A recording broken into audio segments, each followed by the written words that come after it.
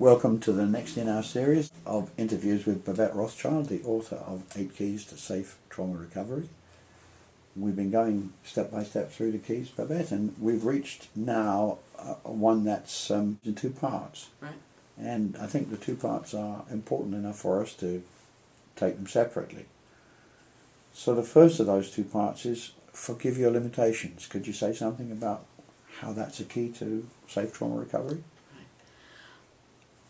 There's probably many limitations to forgive with regard to trauma.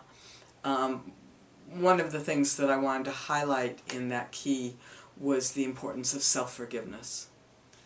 Oftentimes when someone is traumatized, they feel angry with themselves that they weren't able to be in control, weren't able to stop whatever it was that happened to them or happened to another. And that can really interfere with one's relationship to oneself. I always have felt that the relationship we have to ourselves is the absolute most important relationship we have, more important than our friends and family and spouses and whatever, because we're with ourselves, what they call 24/7. So healing that relationship to the self, I think, is extremely important. So in the context of the book, what would you say the aim of this key is? Well, really, in light of what I just said, to help the victim of trauma be as forgiving of themselves as the culture has become and as the legal system has become, in terms of recognizing that there may be reactions that their brain and body have dictated that were not voluntary, that were in an effort to save them, but restricted their ability to respond in an active way against whatever it was that happened to them, so that they can forgive themselves for that automatic life-saving, but nonetheless sometimes frustrating response. Could you give an example of how that might look in a practical situation where somebody meets with a traumatic event?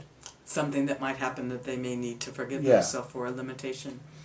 In at least one, I think 2 of our previous interviews, we've talked about those survival responses of fight, flight, and freeze. And this is where freeze becomes particularly an issue.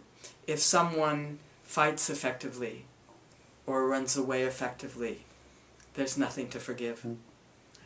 But if they're not able to fight effectively, run away, and that's usually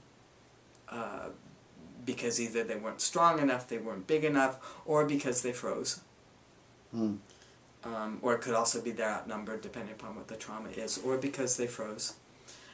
Then often compounding the horror of the trauma will be an anger with the self for not having been able to respond.